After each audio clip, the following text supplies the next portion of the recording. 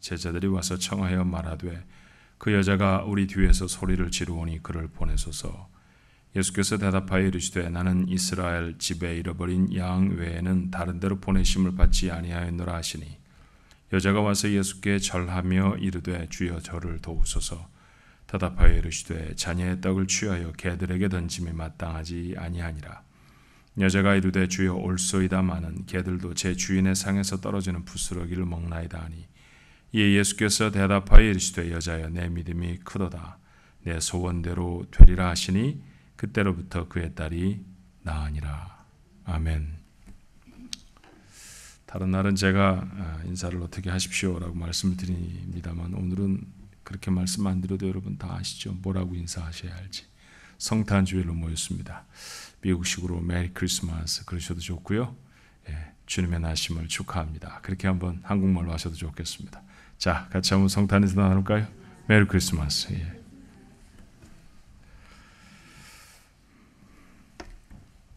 제가 좋아하는 말 중에 이런 말이 있습니다. 제가 만든 말인데요.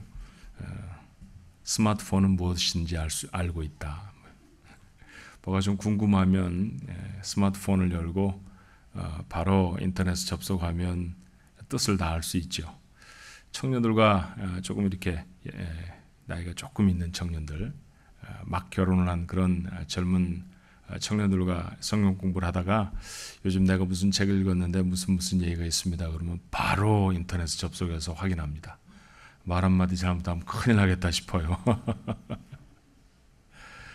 별의별 애플리케이션, 우리가 보통 앱이라고 부르는 그런 이제 프로그램들이 전화에 많이 올라와 있는데 몇 년 전에 이런 황당한 경험도 했습니다. 한번 예배를 마치고 식탁을 쭉 다니면서 제가 인사를 하고 있는데 한 식탁에서 저를 불러 세우더라고요. 목사님 재미난 거 한번 보세요. 그래서 뭐가 그렇게 재밌습니까? 그랬더니 전화를 보여주시는데 특별한 애플리케이션이었습니다. 거기에 그 사람이 사진을 찍으면 그 얼굴과 가장 비슷한 탤런트의 얼굴을 이렇게 보여주는 거였어요. 목사님도 한번 해보시죠.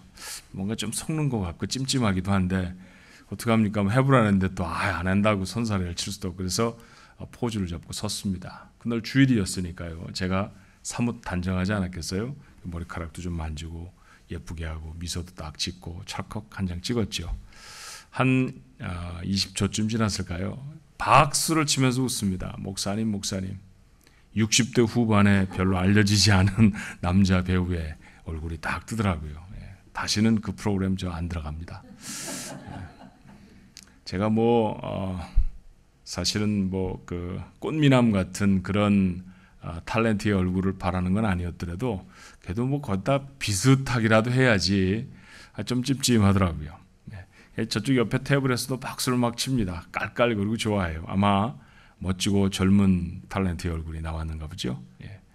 잘생긴 사람한테 닮았다라고 하면 좋아합니다. 그렇죠? 여러분 누구 닮으셨습니까? 분명히 아버님, 어머님 닮으셨을 것입니다. 그렇죠? 그런데 정말 여러분 누구를 닮고 싶으십니까? 성형외과에 가서 돈을 내고 아무개 탤런트처럼 고쳐주십시오 하는 것이 아무리 이 세상에 풍조라 할지라도 크리스찬들이 닮고 싶은 분은 한 분, 예수님이어야 할 것입니다. 종종 그런 생각을 해봐요. 주님처럼 생각할 수 있으면, 주님처럼 말할 수 있으면, 주님처럼 인내할 수 있으면, 주님처럼 거룩할 수 있으면 얼마나 좋을까. 하나님 나라 갈 때까지 우리의 소원입니다. 주님처럼 되는 것이죠. 자, 성탄절에 마태복음 15장 말씀을 열었습니다. 이 세상에 주님이 오셨다라는 사실을 기념하는 날이 성탄절인데 그 성탄절이라고 하는 절기를 통해서도 우리는 주님을 닮을 수 있을까요? 예수님을 닮는다라는 얘기는 2000년 전에 중동 지방에 남자의 모습으로 오신 그분의 모습을 닮는 것은 아닙니다. 우리가 어떻게 동양 사람이 중동의 남자의 모습으로 바뀔 수 있을까요? 그처럼 수염을 만들 수도 없고요. 그분과 같은 눈 색깔을 가질 수도 없을지 모릅니다. 성경이 우리를 예수를 닮아라라고 말한다고 하면 그것은 예수의 겉 외향, 이 세상에 입고 오셨던 그 모습을 닮으라는 것이 아니라 그분이 하신 일을 닮으라는 것이죠. 주님은 이 세상에서 많은 일들을 하셨습니다. 그리고 그 일의 시작은 오심으로부터 시작됐죠. 주님의 오심을 기억하는 성탄주일 아침에 모였습니다. 주님의 오심으로 우리가 닮아야 할 것은 무엇일까요?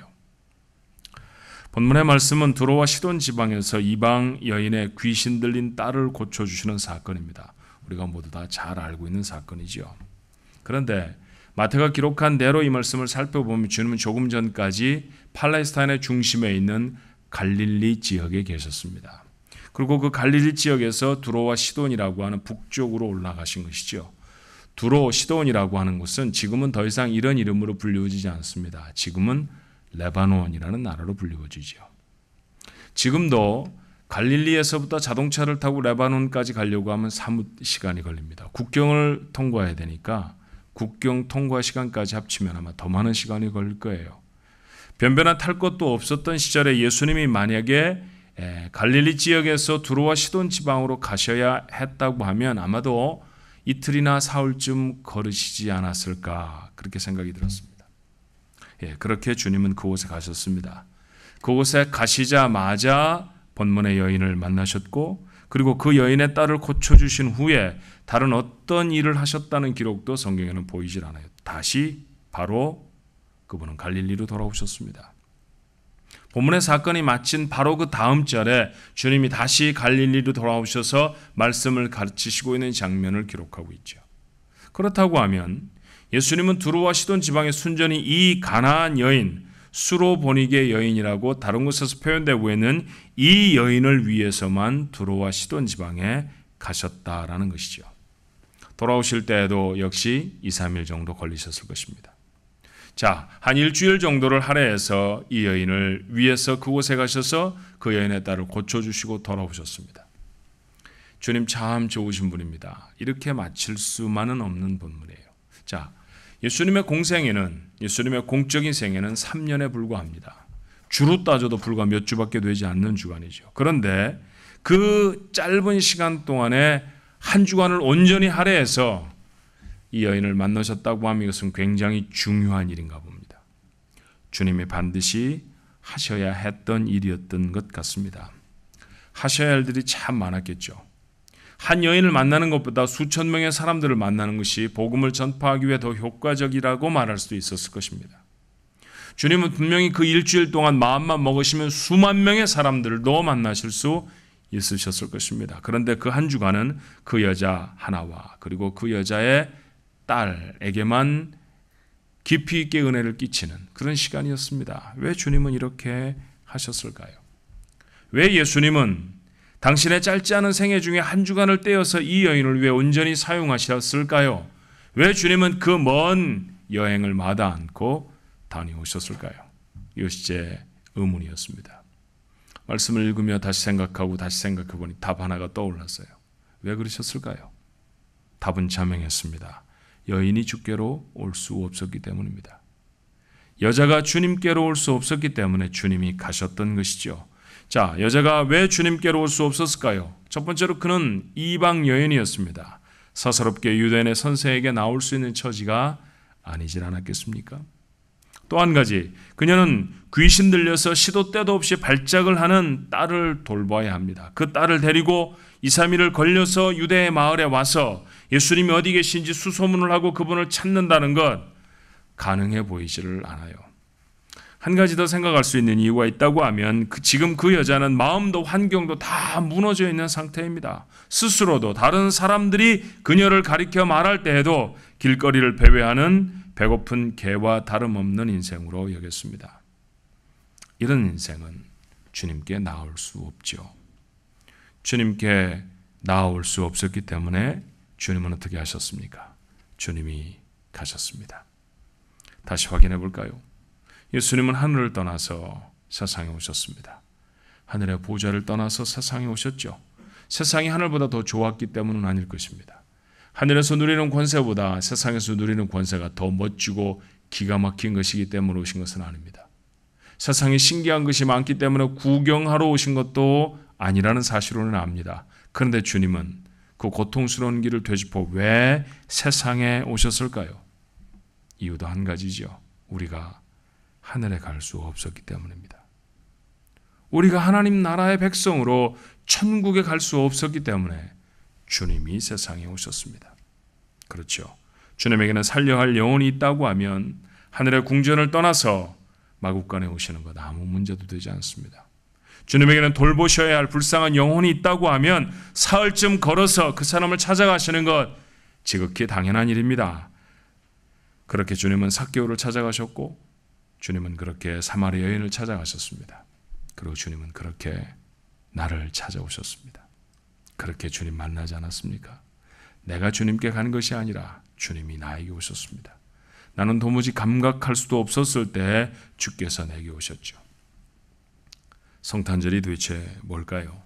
집을 꾸미고 선물을 나누고 근사한 파티에 참석하는 것입니까? 그럴 수도 있습니다. 그것도 성탄절의 쏠쏠한 재미 중에 하나이죠. 그런데 그게 중심은 아닙니다. 그게 성탄절의 메인 캐릭터는 아니라는 얘기죠. 그것이 전부라고 하면 성탄절에 이렇게 떠들썩하게 지켜져야 할 이유도 없고요. 특별히 교회가 심혈을 기울여서 예배를 준비할 까닭은 더더군다나 없습니다. 성탄절이 무엇입니까? 성탄절은 하나님이 자신의 보좌를 떠나서 나를 찾아 이 땅에 오신 날입니다. 그거 기억하는 날이죠. 그거 기념하는 날입니다.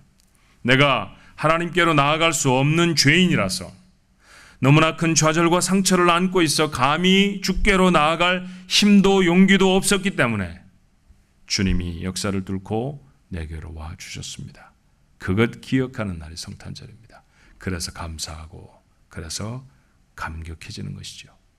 그런데 여러분, 주님이 그렇게 내게로 와 주셨다고 하면 이제는 내가 그분을 닮아서 해야 할 일이 있습니다. 오늘 예수님처럼 이라는 제목이었죠. 주님을 닮는 것입니다. 주님의 오심을 통해 우리가 닮을 수 있는 게 뭘까? 주님이 누군가를 찾아 가셨다고 하면 그렇습니다. 우리도 주님께로 나아올 수 없는 사람들을 향해 갈 수 있어야 합니다. 수많은 아프리카 사람들은 하루에 한 끼밖에 먹지 못합니다. 제가 콩고를 방문했을 때 주지사가 잡아준 최고의 호텔에서 하루를 머물렀습니다. 최고로 좋은 호텔입니다. 그러니까 편하게 주무실 수 있을 것입니다. 그분이 제게 그렇게 말을 했습니다. 며칠 동안 선교센터에서 정말 고단하게 잤어요.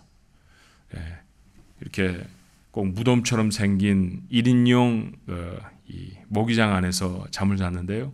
그 안에서 잘 수밖에 없는 것은 바깥에 말라리아를 옮기는 조그마한 모기들이 수천 마리가 벽에 가득히 붙어있기 때문에 잘 수가 없었습니다. 그 조그만 곳에서 자니까 너무 힘이 들었어요. 그래서 야, 오늘은 잘 자겠다. 주지사가 잡아준 곳이니 얼마나 괜찮겠어요. 방에 들어가 봤더니 창문이 온전한 창문이 하나도 없습니다. 다 깨졌습니다.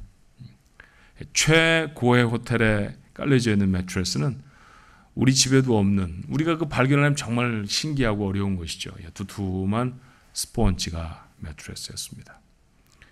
화장실에 들어가 보니까 우리나라 옛날, 이건 이렇게 일본 말로 말해야 이 이미지가 잡혀요. 빨간 다라이.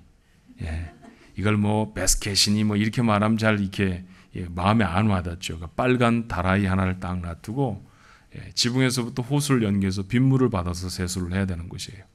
그곳에 지렁이도 그리고 도마뱀도 기어다니고 있었습니다. 그거 갖고 세수하고 이빨 닦고 그러라는 거죠. 그게 최고 좋은 호텔이었습니다. 그래서 감사하게 잤어요. 아침에 일어나서 창문을 열고 뭐 열 것도 없죠. 깨졌으니까 이렇게 내다보니까 동네 산만댕에 가득하게 집들이 올라쳐 있는데 아무 집에도 연기가 피어오르지 않습니다. 어떤 집에도 연기가 피어오르지 않아요. 나중에 선교사님한테 물어봤더니 그 마을에 있는 사람은 카사바라고 하는 감자 2개쯤 합쳐놓은, 우리 보통 뭐 이렇게 베이크 포테이토라고 만들어 먹는 아이다호 감자 있죠. 그거에 한 2배쯤 되는 크기의 감자 모양 되어진 게 카사바라는 그런 식물인데 그거 하나로 하루를 때운다고 해요. 그거 하나를 먹습니다. 하루에. 너무 가난한 사람들이죠. 대부분의 아프리카 사람들이 이렇게 삽니다. 그 사람들에게 외국 여행이라는 거 언감생심입니다. 그 사람들은 교회로 나오는 것도 사치일 수 있습니다. 동남아시아의 어떤 사람들은 문화와 관습에 걸어먹혀서 귀신을 숭배하며 지옥 같은 매일을 살아가죠. 그리고 그렇게 죽으면 필경은 지옥에 갈 것입니다. 그들은 하나님이 계심도, 하나님이 당신의 아들을 그들을 위해 세상에 보내셨다는 사실도 모릅니다. 들어본 적도 없습니다. 그런 사람들이 주님께 나올 수 있을까요? 그런 사람들이 주님께 나올 수 없다고 하면 어떻게 해야 되겠습니까? 주님이 천국을 비우시고 세상에 우리를 찾아오셨듯이 주님이 자기에게 나올 수 없는 가나안 여인을 위해서 바쁜 일정을 잠시 멈추시고 터벅터벅 사흘을 걸러 두로와 시돈 땅에 가셨던 것처럼 우리도 그들에게로 가야 하는 것 맞지 않습니까? 불쌍하다고 혀만 차고 앉아 있을 수 없습니다. 우리가 주님을 닮았다고 하면 그들에게 가는 것이 맞습니다. 가까운 곳부터 시작하십시오. 우리의 주변에 어떤 사람들은 돈에 갇혀서, 어떤 사람들은 분주함의 노예가 되어져서, 어떤 사람은 자기가 저지른 죄에 절망해서 주님께 나오지 못합니다. 우리 교회 앞을 수없이 지나다니는 사람도 사실상 교회에 들어올 수 없는 사람들이 있는지 몰라요. 여러분은 그들의 이름들을 알고 계시지 않습니까? 그들의 형편과 처지를 알고 계시지 않나요? 그렇다고 하면 성탄절에 마음에 다짐하셔야 합니다. 주님처럼 살리라. 어떻게 해요? 그들에게 가는 것입니다. 한 영혼 한 영혼을 위해 주님이 세상에 오셨던 것처럼 한 영혼 한 영혼을 향해서 오늘 주님이 보내시는 사명, 명령, 성탄절에 여러분의 마음속에 사명으로 새기게 되기를 바랍니다. 본문을 읽으면 편안한 마음으로 읽을 수가 없어요. 한국말에 가장 가까운 감정을 표현하는 단어를 찾아보면 민망함 이런 걸 겁니다. 그죠? 본문 읽으면 좀 민망합니다. 왜일까요? 자, 본문 한번 살펴볼까요? 가나안 여인이 주님을 보자마자 달려옵니다. 22절, 23절이죠. 가나안 여자가 그 지경에서 나와서 소리를 질러 이르되 주 다윗의 자손이여 나를 불쌍히 여기소서 내 딸이 흉악하게 귀신 들렸나이다 하되 예수는 한 말씀도 대답하지 아니하시니 제자들이 와서 청하여 말하되 그 여자가 우리 뒤에서 소리를 지르오니 그를 보내소서. 여자가 찾아왔습니다. 다윗의 자손 예수여 좀 도와주십시오. 한두 번 말한 게 아닌 것 같아요. 소리를 높이고 또 반복하고 그러면 주님의 뒤를 따라옵니다. 그런데 주님의 반응은 한 말씀도 안 하셨습니다. 여러분이 굉장히 민망한 장면 아니에요? 뒤에서는 누가 막 도와달라고 하는데 뻔뻔하게 아무것도 쳐다도 아무 소리도 들리지 않는 것처럼 앞만 보고 걸어가시는 주님이 어떻게 보면 참 이상해 보이기도 합니다. 민망했던 건 저희들만이 아닌 것 같아요. 제자들이 민망했습니다. 그래서 주님께 말합니다. 주님, 여자가 막 떠듭니다. 안 고쳐주시려고 하면 그냥 가라고라도 하십시오. 일단은 시끄러워서 못 살겠고 그리고 계속해서 소리 지르고 따라오니까 좀 창피합니다. 뭐 이런 얘기겠죠. 들은 척도 하지 않으시던 주님이 제자들의 이 요청에 하신 말씀이 이랬습니다. 24절이죠. 예수께서 대답하여 이르시되 나는 이스라엘 집에 잃어버린 양 외에는 다른 데로 보내심을 받지 아니하였노라. 자, 이 말을 구체적으로 더 역사적인 증거까지 들어서 해석하려고 하면 시간이 좀 걸리겠습니다만 내놓고 보면 간단하게 말하면 이런 얘기죠. 그 사람 유대인이냐? 아니지. 이방이라나 고쳐줄 수 없다. 그런 말씀 같아요. 그렇죠? 그러고 보면 예수님에게 따라다니던 소문은 거짓말이었던 것처럼 생각이 들었을 것입니다. 아, 그분은 자비하시고 그분 앞에 나오는 사람은 물리치지 않으시고 누구나 다 만져주시고 심지어 문둥병이 걸려서 냄새가 나고 살점이 뚝뚝 떨어지는 사람, 그런 사람의 손도 덥석 잡아주셨다. 뭐 이런 얘기는 사람들이 지어낸 얘기인지도 모르겠다. 아마 그게 여인의 마음이었을 것입니다. 그런데 여러분, 화를 낼 법도 한 여인이 그러지 않았습니다. 여인은 바짝 다시 다가와 구합니다. 25절이죠. 여자가 와서 예수께 절하며 이르되 주여 저를 도우소서. 한 번 더 도와달라고 했습니다. 그런데 이어지는 주님의 말씀은 더 많이 민망해요. 대답하여 이르시되 자네의 떡을 취하여 개들에게 던짐이 마땅하지 아니하니라. 이건 누가 봐도 그 여자를 개처럼 취급하는 것 맞지 않습니까? 그런 취급을 당하면서도 그 자리에 낯을 들고 서서 계속 도와달라고 할 사람 많지 않을 것입니다. 그런데 여자는 화를 내지 않았어요. 아니라고 소리를 높이지도 않았습니다. 당신, 내가 보니까 내가 알고 들었던 사람하고 다르네요. 이런 얘기도 안 했습니다. 여자가 말합니다. 27절이에요. 주여 올소이다마는 개들도 제 주인의 상에서 떨어지는 부스러기를 먹나이다. 주님의 말씀 다 인정합니다. 은혜를 바라볼 처지도 아닙니다. 제가 유대인이 아니죠. 그리고 제 지금 삶의 형편이라는 것이 정말 어렵습니다. 정말 천박하기 짝이 없습니다. 그렇지만 아주 작은 은혜의 부스러기라도 그거라도 좀 가질 수 없을까요? 부스러기라도 좀 나눠줄 수 있지 않습니까? 개들도 주인의 상에서 떨어지는 부스러기는 먹지 않습니까? 주인의 아들, 딸처럼 상에 둘러앉아 먹지는 못한다 할지라도 떨어지는 부스러기를 먹었던 개처럼, 제가 개라도 괜찮습니다만 부스러기라도 은혜를 좀 나눠주십시오. 대단한 겸손함입니다. 그런데 여러분, 저는 오늘 이 말씀으로 여자가 참 겸손합니다. 그러니 우리도 겸손하십시다. 이렇게 말하고 싶지 않아요. 이 얘기는 우리에게 겸손을 가르치는 것보다 더 큰 의미를 담고 있습니다. 먼저 오해하지 않으셨으면 좋겠어요. 그녀는 원래 개 같은 인생이었는데, 그래서 주님에게는 어울리는 사람이 아니었는데 하도 간청을 하니까 마지못해서 예수님이 그녀의 소원을 들어주신 것일까요? 그렇지 않습니다. 그렇게 성경을 읽으면 대단히 오해하는 것입니다.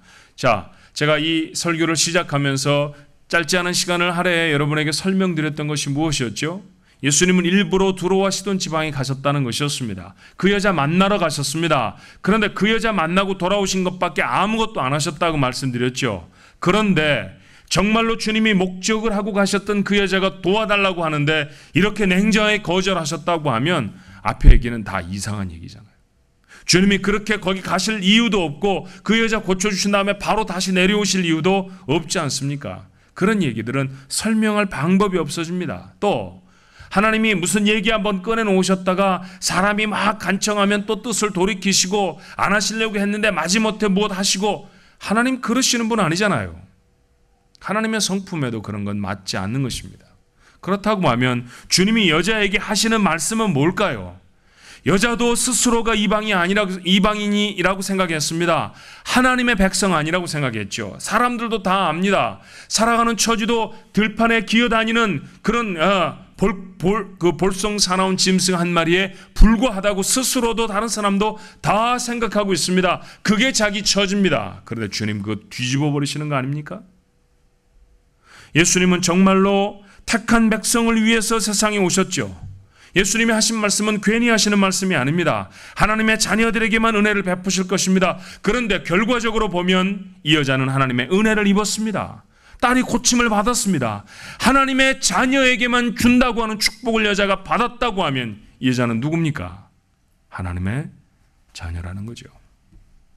그 여자에게도, 그 여자를 오해하고 있던 모든 사람에게도 이 긴 대화를 이어가며 주님이 선언하시고 싶으셨던 것은 무엇이었을까요? 이 여자야말로 잃어버린 하나님의 딸이다.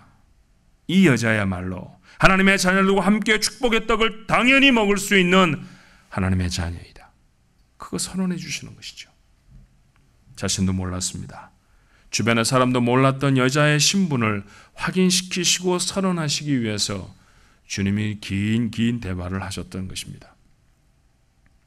우리도 그랬습니다. 스스로가 너무나 잘 아는 것이지만 우리는 구원에 걸맞는, 하나님의 자녀가 된다고 하는 신분에 걸맞는 그런 사람들이 아닙니다.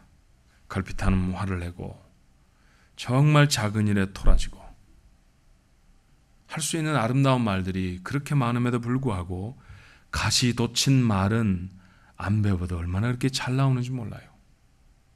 남의 마음을 부드럽게 하는 일은 막 외우고 배워서야 겨우 하는데 남의 마음에 상처를 주는 말은요, 안 배워도 됩니다. 자다가 일어나도 벌떡 일어나서 갑자기 말하라고 그래도 합니다. 모두 다 선수입니다. 우리 그런 사람들 맞죠? 눈이 가 머무르는 곳, 마음이 가서 자리 잡은 곳을 보면 예외가 없어요. 대부분 죄와 부패함이 가득해 냄새가 폴폴 나는 곳이었습니다. 우리 소망이 무엇이었나요? 그저 먹고만 살았으면 좋겠다, 그런 건 아니었습니까? 우리 아이들 그저 영어 하면서 이 땅에서 잘 살았으면 좋겠어, 이름이나 지키면 다행이지, 이런 바람 정도로 우리 살았습니다. 그런데 주님이 우리에게 다가오셔서 우리에게 뭐라 말씀하시는가요? 아니라고 하세요. 넌 하나님의 아들이고 넌 하나님의 딸이다. 그래서 세상이 너를 감당하지 못한다. 먹고 사는 것 정도가 무슨 문제냐? 세상에서 가장 존귀한 사람이다. 그 주님이 우리를 향해 선언해 주시지 않으셨습니까?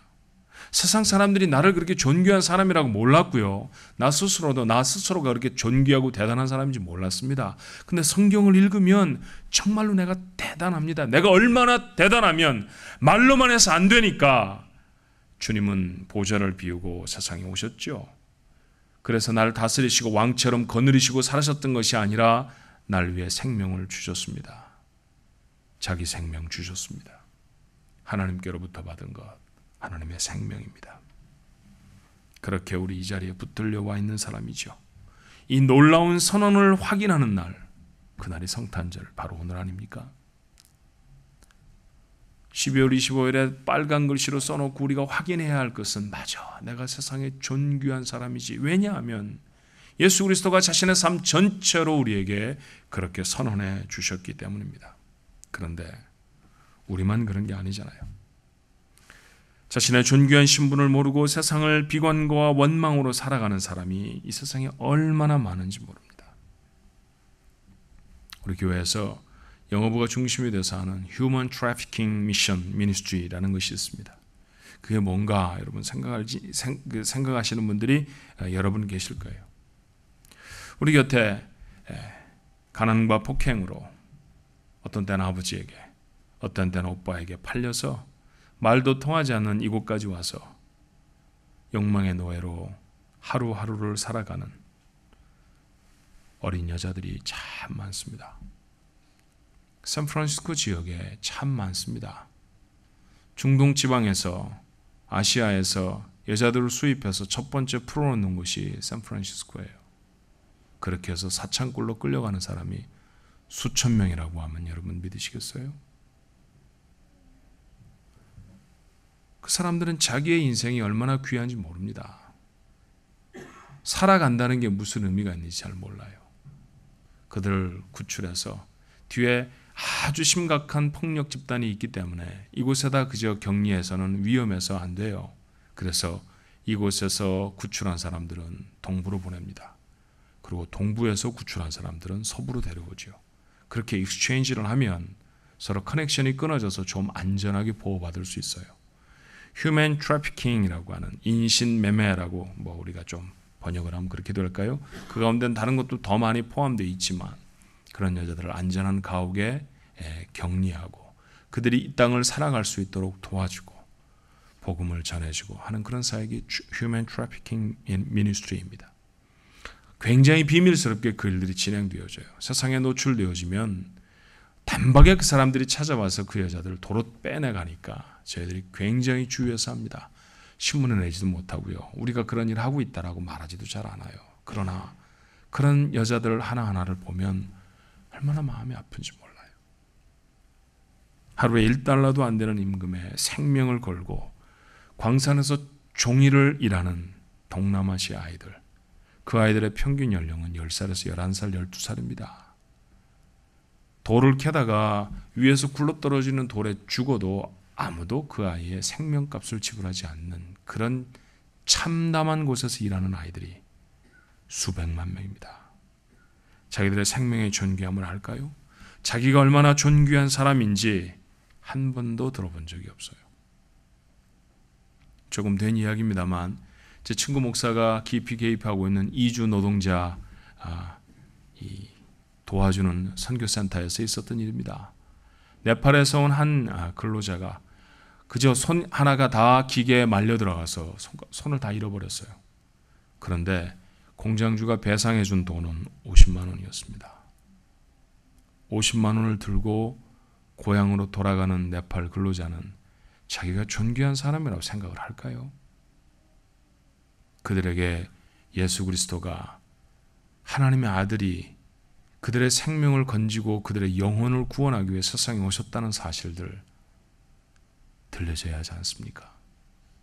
나오지 않는 사람들이기 때문에 우리는 그들에게로 나아갑니다. 올해 말에 교회 청년들 8명이 팔레스타인으로 갑니다. 여러분에게 드렸던 말씀이지만 팔레스타인은 세상에서 가장 큰 감옥입니다. 높이가 18m나 되어지는 큰 콘크리트 장벽으로 팔레스타인 사람들이 살고 있는 모든 곳이 다 둘러싸여져 있습니다. 요즘 신문에서 자주 텔레비전에서 보셔서 알겠지만 팔레스타인 사람들이 나누어져 있는 큰 두 개의 거주 지역이 이스라엘 속에 하나는 가자라고 하는 지중해에 붙어 있는 조그마한 곳이고요. 또 하나는 수도 라말라가 있는 웨스트뱅크 요단강 서안이라는 지역입니다. 요단강 서안 지역은 엄청나게 넓은 지역이지만 그 지역 전체를 이스라엘 사람들은 그렇게 콘크리트 장벽으로 다 쳐버렸어요. 나오려고 하면 개구멍처럼 조그맣게 뚫려져 있는 곳에 마치 텍사스에서 소를 헤아릴 때 쓰던 것처럼 한 사람씩 빠져나오는 조그마한 통로를 놓고 잡 사이트에 가기 위해서 그들은 하루에 2시간 이상을 그 체크포인트에서 허비해야 합니다. 절망에 무너져버린 그들을 바라보면 그들의 마음이 얼마나 참담할까 가히 짐작이 되죠. 그들은 말해요. 우리에게는 음식도 없고요.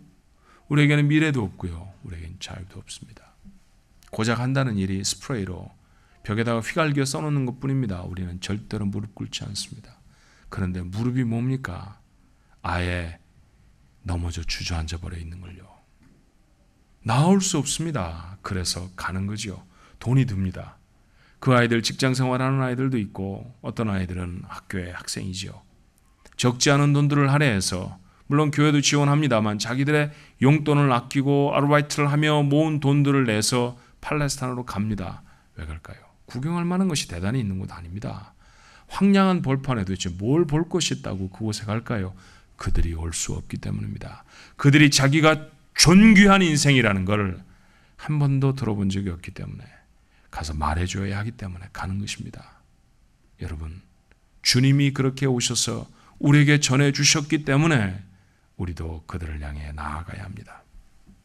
사랑하는 성도 여러분, 이것이 성탄절을 맞는 우리들의 다짐이어야 할 것입니다. 그들은 잘 모르는 일이지만 우리는 알지요. 알고 있는 우리들에게 주님은 무엇을 기대하실까요? 전해주어야 하는 것 아닙니까? 그들이 존귀한 생명이라는 것을, 그 영혼을 살려내시기 위해 하나님이 자기의 독생하신 아들을 세상에 보내셨다는 것을, 그리고 그 아들은 자기 생명을 주셨다는 것을 목이 터지도록 알려줘야 합니다. 그렇게 하는 사람들이 성탄의 의미를 아는 사람들입니다. 그것이 기대하지도 못했던 구원을 얻은 사람들이 해야 할 일이라고 나는 분명히 믿습니다. 그것이 오늘 이 자리에서 하나님을 아버지라고 부르는 여러분과 제가 해야 할 일인 줄로 믿습니다. 가야 하는 것이고요.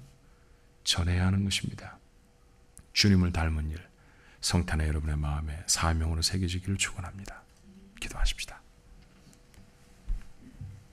기대했던 일이 아니었습니다. 알지도 못했었습니다. 그런데 하나님의 아들을 세상에 보내셨습니다. 구원을 받았지요. 하나님을 아버지라고 부를 수 있게 되었습니다. 그러고 보니 우리 인생의 가장 귀한 날은 나를 위해 세상에 당신의 아들을 보내신 성탄절이 되었습니다. 우리에게 그 놀라운 사건을 알려주신 아버지, 이제 우리에게 닮으라고 말씀하십니다. 우리도 이 복음이 필요한 사람 앞에 나아가게 하옵소서. 오지 못하는 사람들이 많습니다. 어떤 이는 분주해서, 어떤 이는 자신의 삶의 자리가 너무 어렵고 힘들어서, 어떤 이는 죄악과 너무 가깝게 밀착되어 있어서 주님께는 나오지 못합니다. 그렇다고 하면 우리가 가야 하는 건 맞습니다. 주님이 나를 위해 오셨듯이 우리가 그들을 위해 가게 하옵시고, 주님이 나에게 너 존귀한 자야, 너 하나님의 아들이야, 딸이야 말씀해 주셨듯이 그들에게도 당신도 하나님의 아들일 수 있습니다. 당신도 하나님의 딸입니다. 전해줄 수 있도록 하나님 도와주옵소서. 우리의 마음에 그렇게 나아가야 할 사람들이, 그렇게 복음을 전해 주어야 할 사람들이, 그 이름들이 떠오르게 하시고 그 이름을 소중하게 가슴에 품고 나아가기로 다짐하고 작정하는 그런 다짐이 있는 성탄절이 되게 하옵소서. 예수님 이름으로 기도합니다. 아멘.